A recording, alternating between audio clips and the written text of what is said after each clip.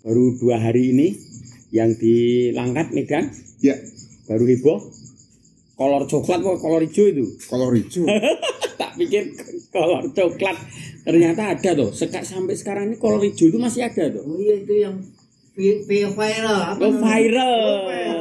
Viral di Langkat. Iya. Langkat itu Medan ya. Medan masih masuk ke dalam. Berarti kalau kita nyebutkan Langkat nanti itu ada Pangkalan Susu, ya. Pangkalan Berandan, ya toh, terus Tabat. Nah, betul. Ya daerah situ toh. Ya. Kalau ngomongkan itu pasti ada ayam ayam burung. Oh. Ingat toh makan ayam burung? Ya. Nah. Ayam burungnya apa? Ayam burung ki yo ruak-ruak. Oh. Betul, ruak-ruak. Dia sebutkan ayam burung bentuknya ayam tapi kakinya panjang. Makanya disebutnya ayam burung. Nanti minumnya jus terong Belanda. Wah, ya. Sip itu. Cocok gitu. Habis itu makan duren di Stabat. Stabat itu kan durennya gini toh. Yang di dekat alun-alun itu. Betul. Yang depannya ada ruko-ruko kecil itu. Nah, itu Stabat. Kalau Pangkalan Susu, Pangkalan Berandan itu tempat Pertamina dari situ dulu ya. Betul. Padahal kolor hijau itu dulu pernah menjadi trending topik di Jawa Barat. Atau Jawa Tengah juga iya. Kawasan Banyumas segala macam itu dihebohkan itu. Kolor hijau suka menculik. Itu dan dia operasionalnya nanti rumah itu kasih tanda. Kalau ada tandanya, ada sendiri yang datang. Jadi tidak tahu ini modusnya apa itu kita belum bisa membaca. Ya, apakah ada unsur menakut-nakuti? Kalau yang di Stabat jelas pakai CCTV ketangkep orang biasa toh. Ya. Itu memang memancing kerusuhan, biar rusuh gitu loh. Ayo kita berjalan.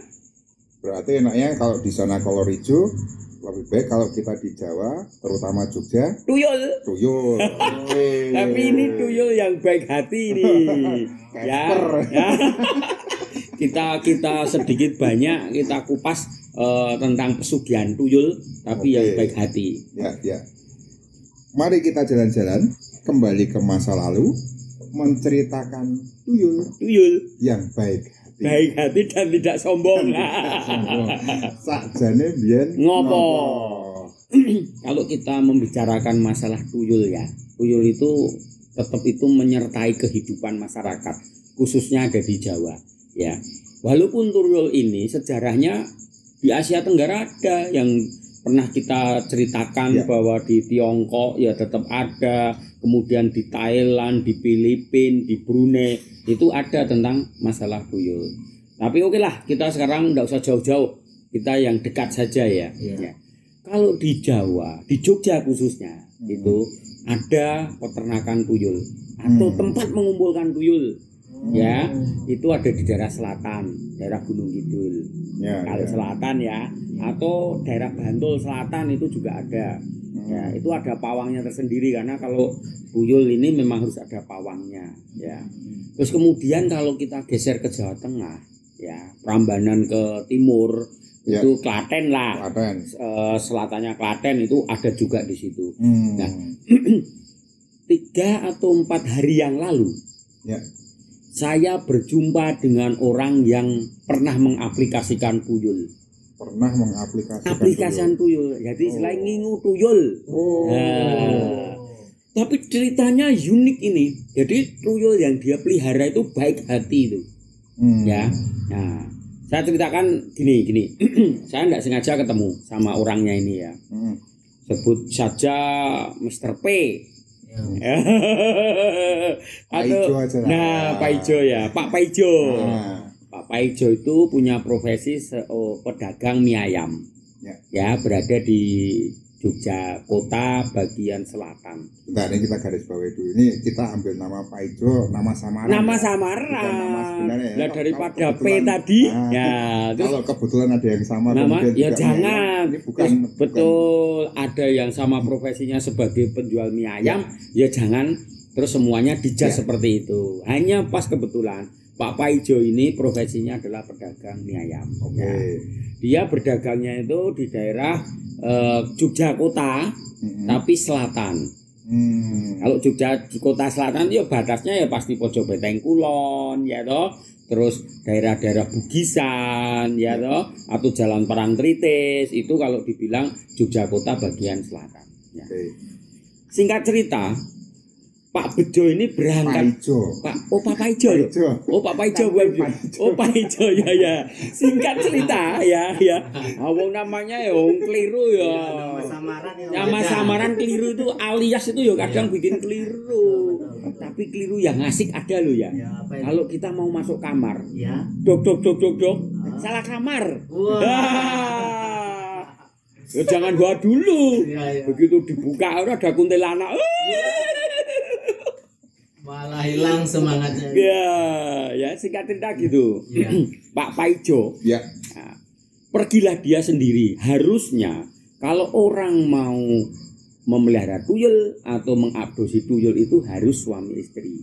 Pasangan ya. Pasangan karena kesepakatan mereka berdua lah ya yang menjadi keputusan. Tapi enggak ini. Pak Paijo ini berangkat sendiri. Ke Klaten. Nanti terus sebelum sampai Klaten ya, itu dia masuk ke kanan, berarti daerah-daerah Bayat gitu lah. Oh ya. Ya, daerah-daerah sekitar Bayat, saya tepatnya kurang begitu lah. Ya. Kemudian dia bilang sama juru kuncinya tuyul atau yang disebut pawang tuyul. Pak, saya punya keperluan, mau naik ke atas. Ditanya, mau berapa hari? Tidak tahu, secukupnya 3 atau 4 hari. Naiklah dia ke gunung itu. Kemudian Pak Paijo ini mengadakan suatu ritual, ya. Dia ceritanya gitu, saya tanya ritualnya apa? Ayo pokoknya ritual mas. Dia tidur 2 hari 2 malam. Ya. Akhirnya dia sudah cukup. Turun ke bawah, dia membawa sesuatu daun kering itu yang dibawa.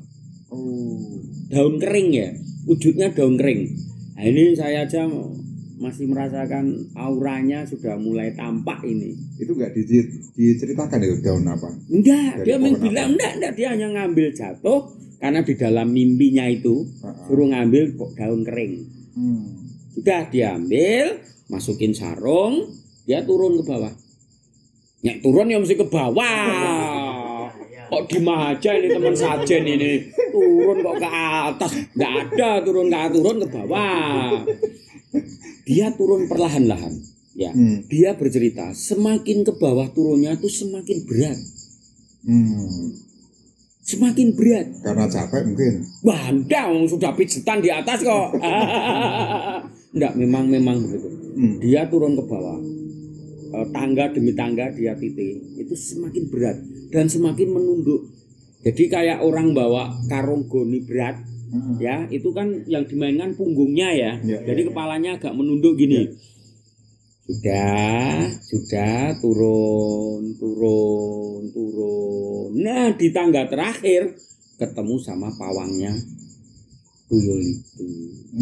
Ditanya sama pawangnya tuyul, karena kan bilangnya ke atas hanya mau nyepi. Ya. Nah, kok pulangnya bawa daun. Pawangnya tuyul langsung bilang, "Mas, nanti kalau sampai di rumah tolong disempurnakan."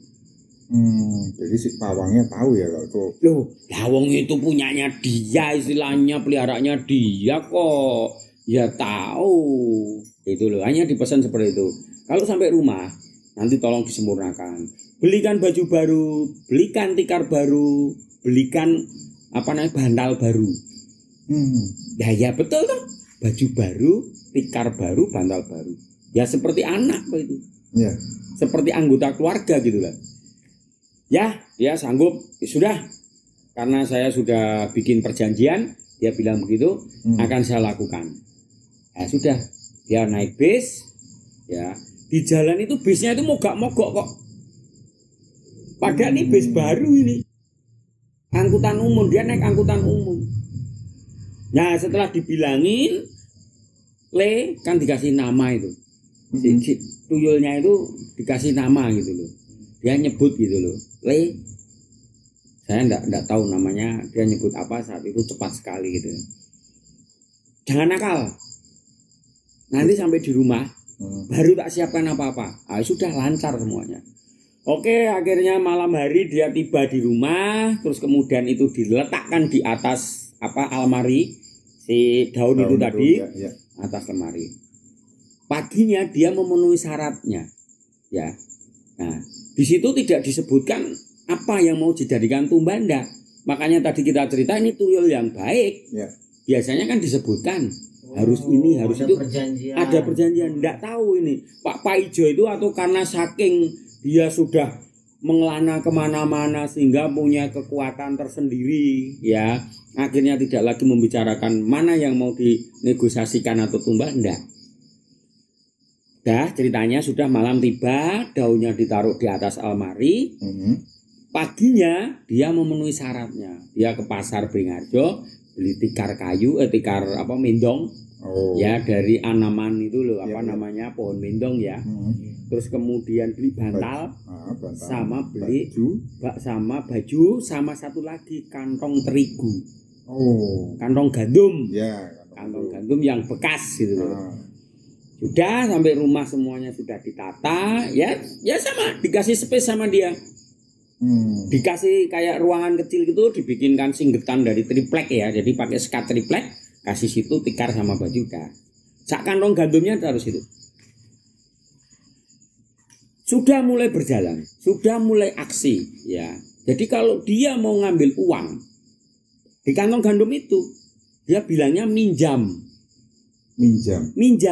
Jadi aku jilid duitnya yo 300.000. Di mata penglihatannya Pak Paijo ini, uangnya itu macam-macam, bukan hanya 100-an ribu. Jadi pecahannya macam-macam. Tapi kalau begitu diambil, itu pasti 100.000. Pasti 100.000 itu. Nah, itu berjalan 1 minggu, 2 minggu. Pas 3 minggu, istrinya itu komplain. Gitu loh, karena dia tidak cerita kalau dia adopsi tuyul. Istrinya komplain, Pak, aku ki anggere turu awan kok mesti diucil-ucil cah cilik-cilik ya. Ngerti nggak kamu maksudnya? Ya, Pak, kalau saya itu tidur siang, kata istrinya ya, selalu digoyok-goyok, digoyang-goyang, diganggu sama anak-anak kecil banyak. Nah, suaminya belum ngaku Pak Paijo ini. Allah paling itu ya mimpimu saja. Ya. Nah, terus kelamaan berjalan itu 1 bulan, enggak apa-apa dia mau bisa jawab. 2 bulan bisa jawab, 3 bulan. Nah, 3 bulan itu Pak Paijonya sudah enggak tahan. Cerita sama istrinya kalau dia ngambil adopsi itu tadi. Tuh, nah terus istrinya ya sudahlah, sudah terlanjur. Nah terus perjanjiannya seperti apa? Kok aku enggak dikasih tahu? Sudahlah, yang tahu aku saja. Pak Paijonya bilang begitu ya sama istrinya. Ya sudah, Bu, kalau mau ambil uang ambil saja, tapi harus bilangnya pinjam. Nah sudah, ngombal-ngambil gitu, ada peningkatan ekonomi. Tetap dia jualan mie ayam, ya. Tapi bisa beli motor baru, terus ke kampungnya juga bisa kirim sapi untuk dipelihara. Ya, secara ekonomi sudah meningkat. Bulan berjalan, ya. Terus kemudian 5 bulan ini Pak Paijo sudah tidak tahan. Karena istrinya selalu merengek kalau siang hari. Tidak bisa tidur. Itu karena gangguan itu tadi ya. Karena doyok-goyok sama anak-anak itu tadi. Si tuyul ini, dan itu tidak hanya 1-2, rame-rame. Enggak tahu ini. Padahal biasanya tuyul itu didatangkan hanya 1. One man show dia. Nah di Pak Paijo itu ada 3, 4, 5. Makanya tadi berat sekali dia. Nah, itu. Dan ini tanpa perjanjian loh. Pak Paijonya cerita begitu. Akhirnya tidak tahan, dia melihat istrinya kelelahan karena tidak bisa istirahat siang. Tuyul itu akhirnya dilarung. Dilarung itu dilabuh. Ya, dilabuh, dibuang. Iya, dibawalah ke selatan sana dengan semua pirantinya itu, kemudian dikemasi. Ada bantalnya, ada tikarnya, bajunya, kantong gandumnya juga iya, jadikan satu, masukkan karung, dilarunglah ke sana. Oh, jadi semua barangnya dibuang ke laut itu? Dibuang ke laut. Nah ini terasa ini terasa sekali ini. Ini terasa sekali ini terasa sekali ini.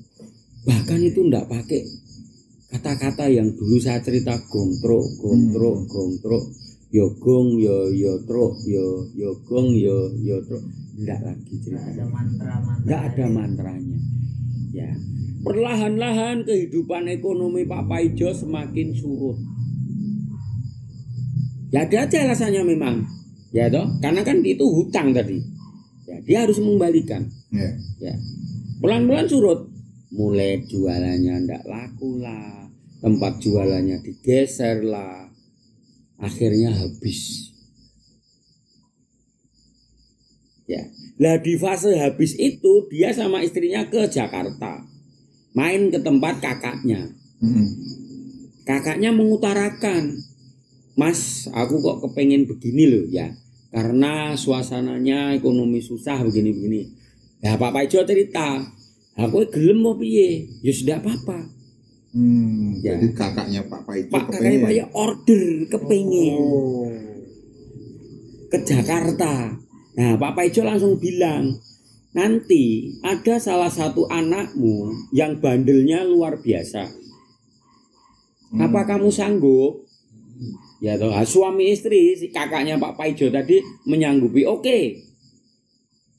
Berangkatlah Pak Paijo pulang ke Jogja, terus kemudian ngambil istrinya, berangkat berdua ke Klaten untuk mengambil. Jadi kalau ini berangkatnya pasangan. Pasangan, ini pasangan ini berangkatnya pasangan. Karena apa? Nah ternyata kompensasinya sudah disebutkan tadi. Ya. Ya, kalau tadi Pak Paijo berangkat sendiri, dia sama sekali tidak menyebutkan kompensasinya. Nah, pas mau naik ke atas mencari juru kuncinya si tuyul. Juru kuncinya baru berada di pasar.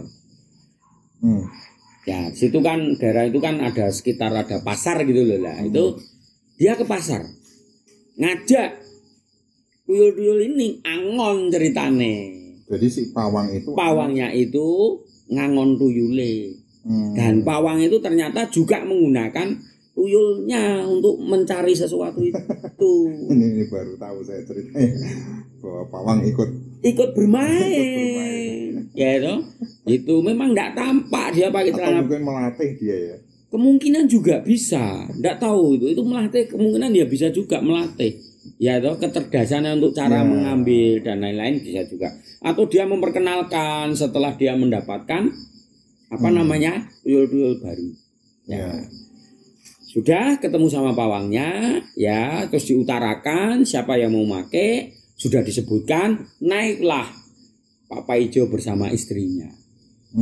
Ya, dia 2 hari 2 malam sama. 2 hari 2 malam atau 3 hari 2 malam, saya enggak begitu ingat gitu ya. Sudah dapat, ini yang dibawa itu buah jambu. Oh, beda lagi. Beda lagi. Buah jambu. Ya toh, yang gendong istrinya. Lah ini prosedur yang betul ini. Ya toh. Ya, kalau cerita yang terdahulu, ya itu kan yang bawa memang istrinya, dengan ritual nada dan lain-lain. Ini enggak, hanya jambu itu, buah jambu, sepasang digendong, pakai jari kecil itulah. Turunlah, sudah ketemu sama pawangnya tuyul, sudah ngomong-ngomong, langsung mereka naik bis ke Jakarta. Karena sudah dikasih tahu kompensasi, enggak rewel. Jadi selama perjalanan itu enggak rewel sampai di Jakarta. Serah-serahan disampaikan ke kakaknya, ini barangnya, kemudian ini tempat uangnya, sama tempat uangnya pakai kantong gandum juga.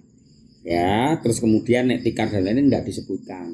Ya, hanya tempatnya. Terus dia pesan, umpamanya salah satu anak ini nakalnya luar biasa, jangan main tangan kepada anak itu. Ya, jangan main tangan. Enggak boleh disablek, enggak boleh dijiwit. Kalau minta uang selalu harus dikasih. Jangan sampai enggak. Itu ceritanya begitu. Dah selesai tinggal pulang. Dia selalu mantau dalam 1 minggu perkembangannya pesat. Ya kakaknya kan juga berdagang loh, sayuran gitu. Ya. Perkembangannya pesat. Ekonominya semakin naik. Hanya anaknya satu, nakalnya luar biasa, bikin jengkel itu. Oh, jadi ada anaknya kakaknya Pak Ijo tadi yang Ya. kemudian nakal sekali itu. Nakal sekali, dan itu sudah di dalam perjanjian. Sudah diperjanjikan itu. Gitu loh, dengan si tuyul yang baik itu. Padahal sudah dikasih tahu begitu, ya lupa si ibunya. Pakai emosinya. Emosinya anak nakal disablek pakai sapu. Langsung demam anaknya. Panas luar biasa, dia baru ingat. Tuyul ini kan pencemburu ini. Ya. Tuyul ini tidak mau diduakan ini. Apalagi disakiti seperti itu. Versi dari perjanjiannya seperti itu. Ya. Nah, sudah begitu sakit, telepon Pak Paijonya, ditelepon. Lek, piye iki kok anu lara lho tok kapake? Kuwi bune si anu wingi nyableki. Ya sudah. Ceritanya. Tuyulnya pergi dengan sendirinya. Kejadiannya sama persis dengan Pak Ijo. Pelan-pelan habis hartanya, tinggal anaknya sampai sekarang masih nakalnya luar biasa. Jadi nakalnya itu nggak hilang. Nggak hilang, kekayaannya sudah hilang, anaknya masih nakal. Ya, itu yang mungkin dijadikan tumbal ya. Karena kalau persepsi kemarin, ya persepsi yang lainnya, tuyul itu makan tumbal, ya sampai meninggal, sampai ini, sampai itu, sampai disusuin keluarnya darah dan lain-lain. Ini makanya kita sebut tuyul yang baik. Apapun itu ceritanya, seperti itu adalah sangat bodoh. Ya. Betul. Semuanya serba instan, pasti tidak ada yang membekas, karena itu dengan suatu perjanjian. Ya. Pak Paijo sekarang itu narik becak kehidupannya. Ya sudah enggak itu, istrinya dipulangkan ke kampung, Paijonya narik becak, kontrak di rumah sangat kecil, kamar bedengan begitu. Kalau mandi saja harus jalan keluar 50 meter ke permandian umum. Jadi malah lebih buruk ya ekonominya. Lebih buruk ekonominya, sangat lebih buruk. Nah, informasi dari dia, kakaknya, buruknya di anak. Yang nakalnya luar biasa. Ya. Sampai untuk nangani nakalnya itu habis-habisan. Minta motor belikan, protoli jual. Minta HP baru dipakai sehari sudah dijual hilang. Minta lagi dan temperamen. Ya toh, enggak bisa orang Jawa bilang disemayani itu enggak bisa. Disemayani itu apa ya bahasa Indonesia? Jadi apa ya istilahnya? Dijanjikan. Ya toh, ada jeda ditenangkan sementara gitu. Jadi kalau nakal udah gimana gitu. Jadi harus dituruti. Seketika. Itu ceritanya begitu. Jadi ya jangan sekali-sekali lah. Ya itu kita bercerita seperti ini. Saya 3-4 hari yang lalu baru ketemu orang yang memang memelihara tuyul, ya. Terus kemudian nanti kapan ada waktu yang baik kita live langsung ke sana, ke pusatnya tuyul itu. Ya, tapi harus disiapkan stamina yang bagus. Sebabnya tempatnya naik, ya, dan memang di situ auranya tuyul. Dan supaya tidak terjadi gangguan. Itu. Jadi yang tadi kisah nyata dari pengguna atau bekas pemelihara tuyul. Pemilik tuyul. Dan diakhiri dengan cerita yang sedih. Ya. Karena ketidaksabaran dalam menghadapi perekonomian, dia mengambil jalan pintas. Ya. Padahal akhirnya pun dia menjadi lebih terpuruk ya. Dan ini bukti nyata ini. Ya. Itu bukti nyata. Ya kita bisa bayangkan orang jualan mie ayam itu kan lebih terhormat. Ya, maksudnya dari pendapatan kan mesti lebih pasti toh.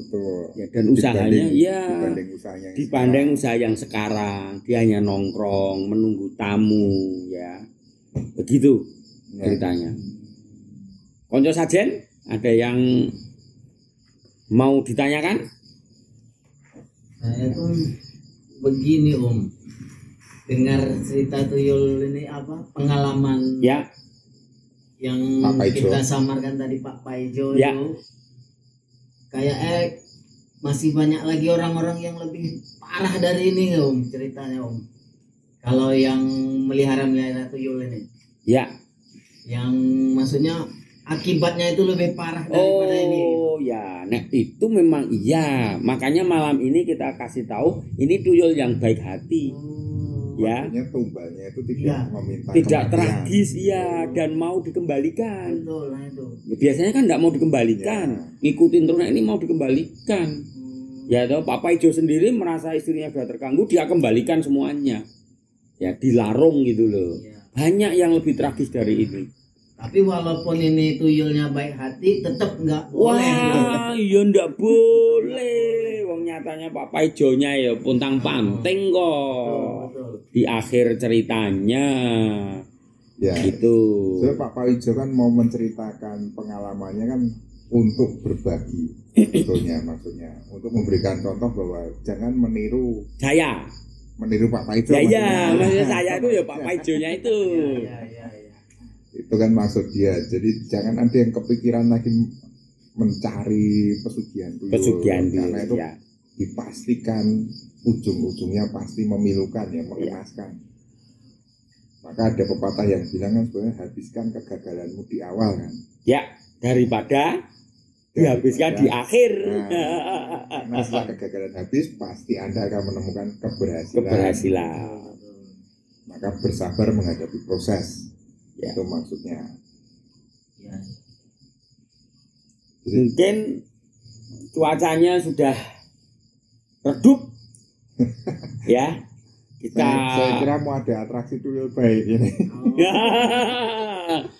Nggak pakai atraksi Om. Enggak, kita sudah nanti live aja di sana langsung, kita atraksinya di sana. Oke. Ya, sudah Siap. janjian sama Pak Paijonya Oh, siap. untuk kita dibawa ke sana, ya, nanti kita atraksikan. Oh, jadi Siap. Pak Paijo masih berkenan ya? Berkenan mengantar Mengantar, Siap. menunjukkan tempatnya. menunjukkan Ya. tempatnya. Jadi supaya kita tahu persis bahwa ini loh bahayanya tuh di sini. Ya, betul.